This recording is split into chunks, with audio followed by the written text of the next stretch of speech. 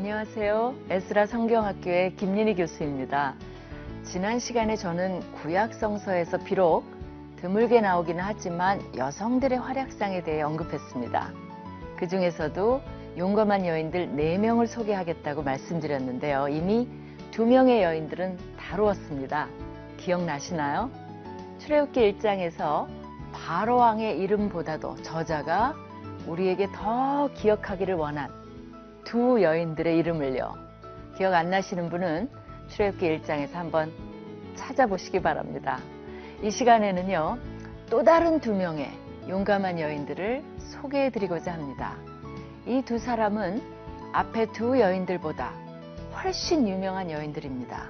이 여인들이 도대체 무슨 일을 얼마나 용감하게 했는지를 이 시간에 함께 알아보시겠습니다.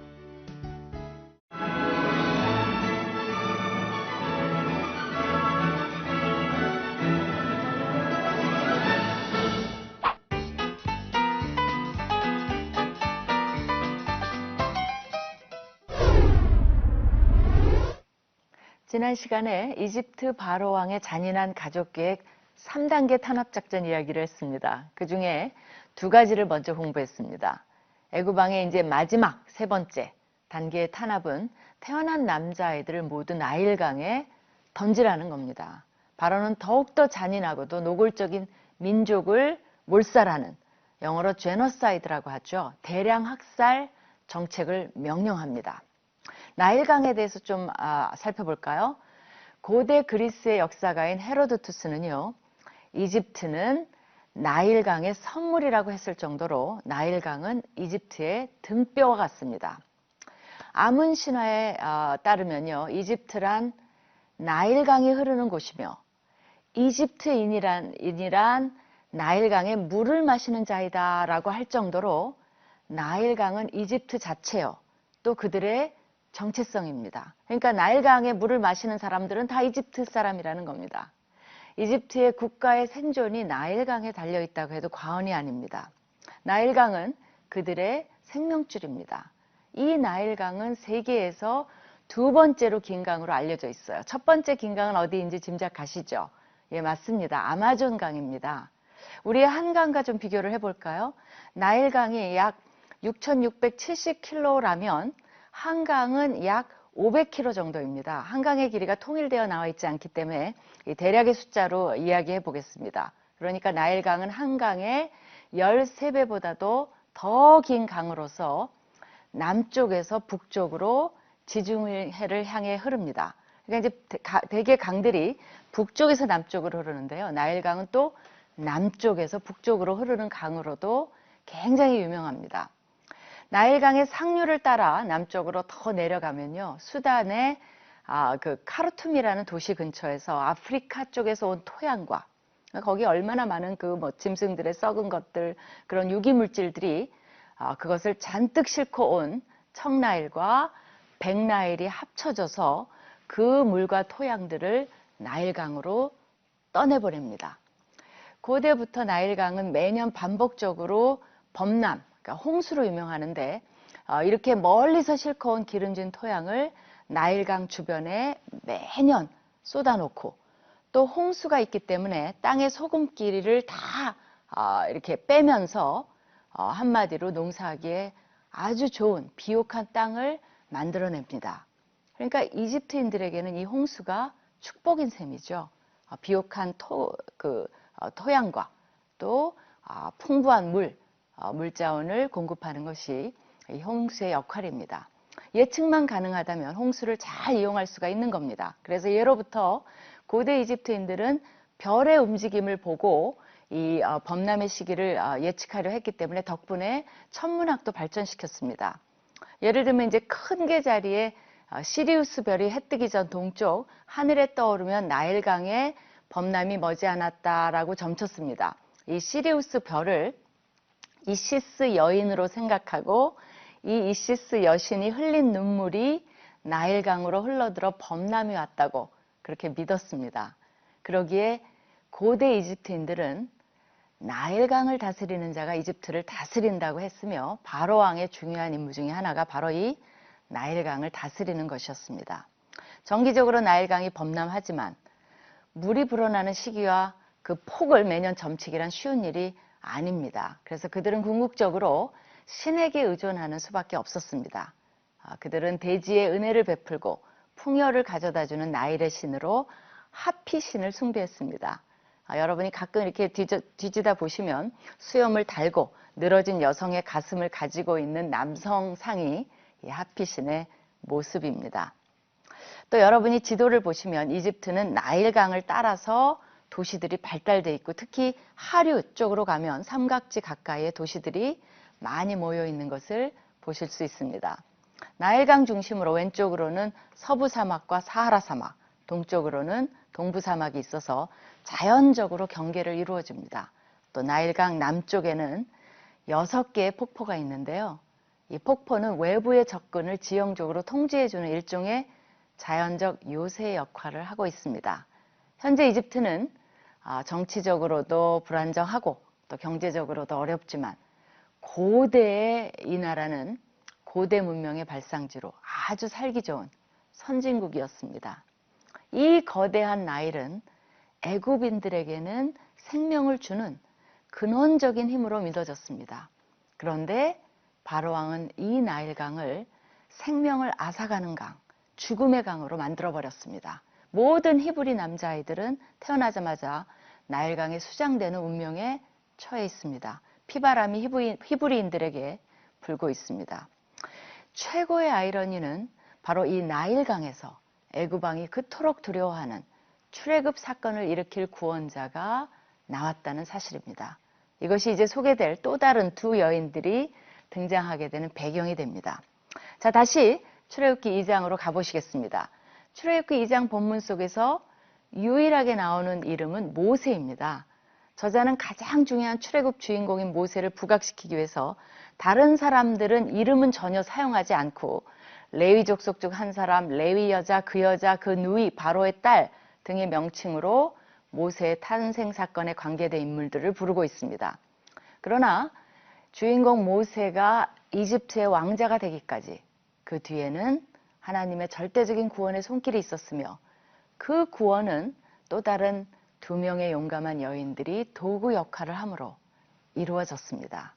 그들은 여러분이 잘 아시는 대로 다름 아닌 모세의 어머니와 그의 누이입니다. 후에 출애굽기 6장에 가서 비로소 저자는 족보를 소개하면서 이 여인들의 이름을 밝힙니다. 요게벳과 미리암이죠. 그러나 출애굽기 2장에서는 어디까지나 한 아이의 어머니요, 한 아이의 누이로만 나옵니다. 모세는 애굽의 왕이 3번째 탄압 명령을 내렸을 때 공교롭게도 태어납니다. 아마 기적적으로 태어난지도 모르고 하나님의 섭리로 태어난지도 모릅니다. 어쨌든 그가 태어납니다. 레위 족속 중에 한 평범한 남자가 한 평범한 레위 여자에게 장가들었는데 그 여자가 잉태하여 아들을 낳게 됩니다. 이 아이의 운명은 어떻게 될까요? 태어난 히브리 남자아이들은 다 나일강에 던지도록 되어 있습니다. 여러분이라면, 여러분이 모세의 어머니라면 이런 상황에서 어떻게 하시겠습니까?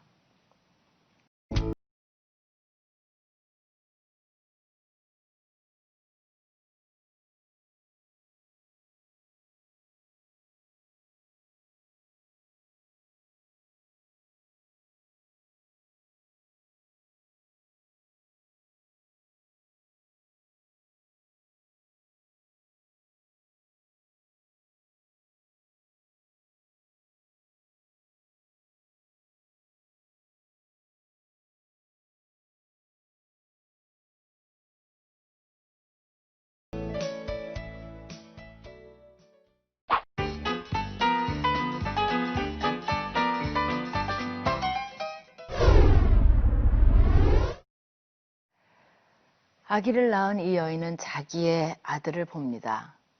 그 아들이 너무나 잘생긴 것을 보고 어머니의 본능으로 그 아이를 숨길 수 있는 만큼 숨깁니다. 여기에서 잘생겼다는 단어는요, 창세기 1장에서 7번이나 등장하는 보시기에 좋았다라는 표현에서 좋았더라와 동일한 단어입니다. 토브라는 히브리 단어입니다. 저자의 이 의도적인 창세기와의 연결성은 단순히 자기 자식이기 때문에 느끼는 잘생겼다고 보는 것 그 이상을 시사해 줍니다. 이 아이를 통한 새로운 창조의 가능성을 시사해 줍니다. 사도행전에 보면요. 그때 모세가 낳는데 하나님 보시기에 아름다운지라 하고 기록하고 있습니다. 이 아이가 하나님의 관점에서 새로운 창조 계획의 일부임을 신약도 뒷받침해 주고 있습니다. 여기에서의 문제는 이 여인은 그러한 하나님의 계획과 무관하게 그 당시에 최고의 지도자이자 절대 권력자인 누구도 감히 거역할 수 없는 신과 같은 존재인 애굽 왕의 지엄한 명령을 감히 거역하고 있었다는 데에 있습니다. 이것이 어머니의 위대한 힘입니다. 자식에 대한 사랑은 예나 지금이나 인지상정인 것입니다. 이러한 인간의 기본적인 모성 본능까지도 거스러가며 탄압을 자행한 이 무지한 애굽 왕의 권력이 얼마나 큰 것이었냐는 이런 명령을 그가 감히 내릴 수 있다는 것만 보아도 가히 짐작할 수 있습니다.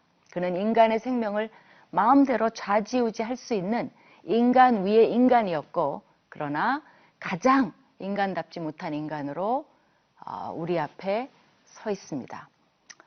이런 권력 앞에도 불구하고 이 평범한 여인의 집 한 구석에서는 그 명령을 피하기 위해 할 수 있는 온갖 노력이 동원되고 있는 것을 우리는 상상해 볼 수 있습니다. 석 달을 숨겼습니다.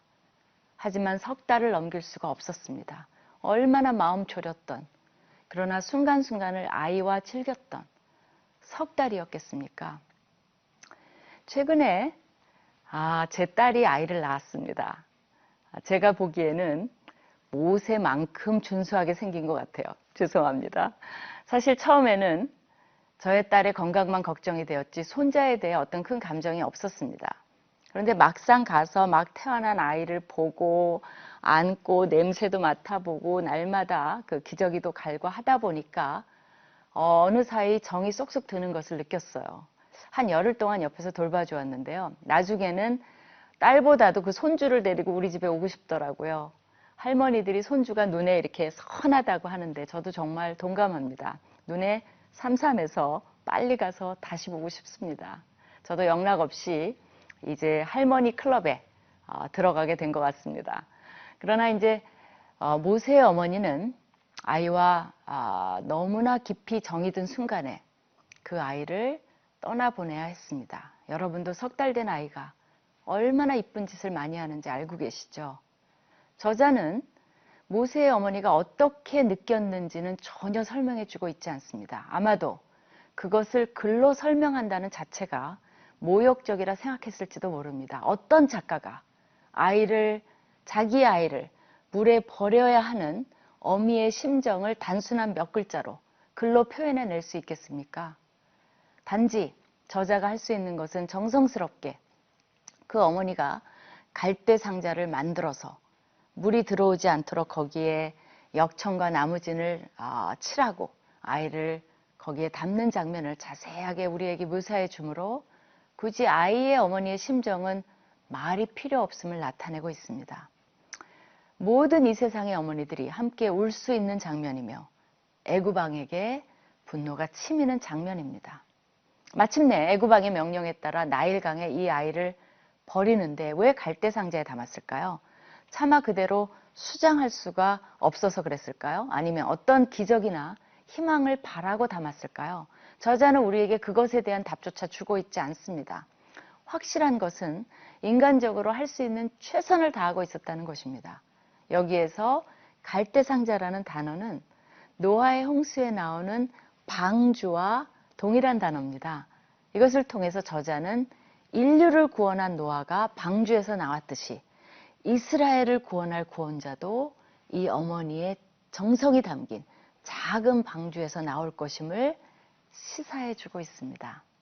히브리서에 보면 이것은 단순한 부모로서의 보호 본능 이상의 믿음의 행위였다고 평가하고 있습니다. 믿음으로 모세가 낳았을 때 그 부모가 아름다운 아임을 보고 석 달 동안을 숨겨 임금의 명령을 무서워 아니하였으며 라고 기록하고 있습니다. 이것은 모세의 어머니의 믿음의 행위였습니다. 아이 어머니의 역할이 이제 끝나고 바로 등장하는 인물이 그의 누이입니다. 이 누이가 사건 전체를 연결시켜주는 역할을 합니다. 작은 방주에 탄 3개월 아기 모세를 지켜보다가, 여러분도 스토리 너무 잘 아시죠? 마침 목욕하러 나와 있는 아이를 발견한 바로의 딸에게 척척할 때 이 누이가 나아가서 바로의 딸을 위하는 척하고 얘기를 해요. 당신을 위하여 재빨리 아이의 어머니를 불러다가 유머로 연결시켜 줍니다. 무슨 첩보 영화 같은 장면입니다. 상대방이 눈치 못 채게 작전 성공입니다. 이 누이의 지혜와 용기가 엿보이는 장면이에요. 이 누이도 보통 대범한 여자가 아닙니다. 간이 큰 여인입니다. 모세의 어머니와 누이, 이 두 여인의 용감한 활약을 통해서 앞으로 애굽의 또 다른 왕과 정면 충돌하게 될 모세가 나일강에서 건지움을 당해 탄생한 것입니다.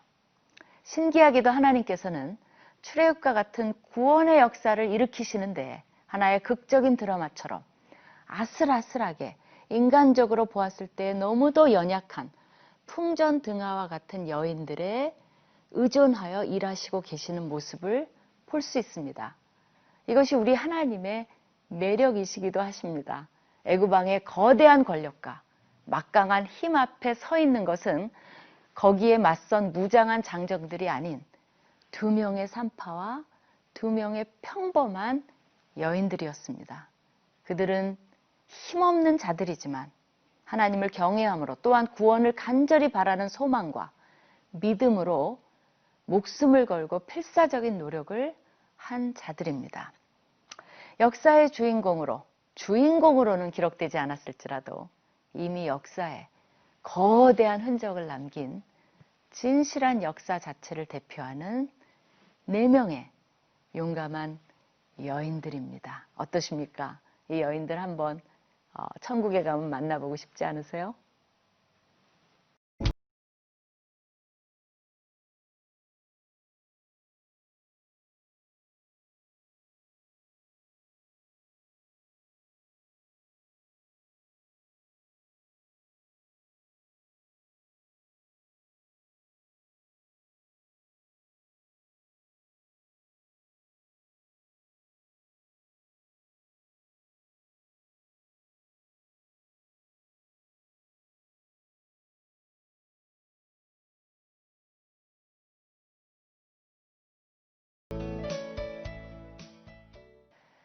애굽 왕의 탄압은 세상을 대표하는 세력이라고도 볼 수 있습니다. 세상 왕과 하나님 왕과의 대립을 보여줍니다. 하나님의 구원의 약속은 세상에는 위협으로 다가옵니다. 구원의 소식을 세상은 환영하지 않습니다. 세상은 오히려 히스테리컬하게 반응하며 거부합니다. 출애굽의 애굽왕처럼 마태복음의 헤롯 왕도 그 중에 대표적인 예입니다. 메시아의 탄생을 긴장으로 받아들였습니다. 도전으로 받아들였습니다. 거부로 응답했습니다. 헤롯은 잔인하게 2살 아래의 아이들을 다 죽이는 광적인 반항으로 메시아를 맞이했습니다. 그러나 누구도, 애굽 왕도 헤롯도 하나님의 계획을 막을 수는 없습니다. 출애굽기 시작에서 놀라운 점은 하나님의 이러한 구원의 계획을 이루시는데 기여한 자들이 인간적인 눈에는 너무나 평범하고 힘없고 하찮게 보이는 이 4명의 여인들의 믿음과 용기였다는 진실입니다. 애굽의 바로는 너무도 어이없게 이 4명의 여인들에게 결과적으로 무릎을 꿇고 말았습니다. 하나님의 유머라고 할까요? 아이러니입니다. 바로 우리들의 믿음과 용기가 세상을 살릴 수 있고 얼마든지 변화시킬 수 있다는 것을 기억합시다.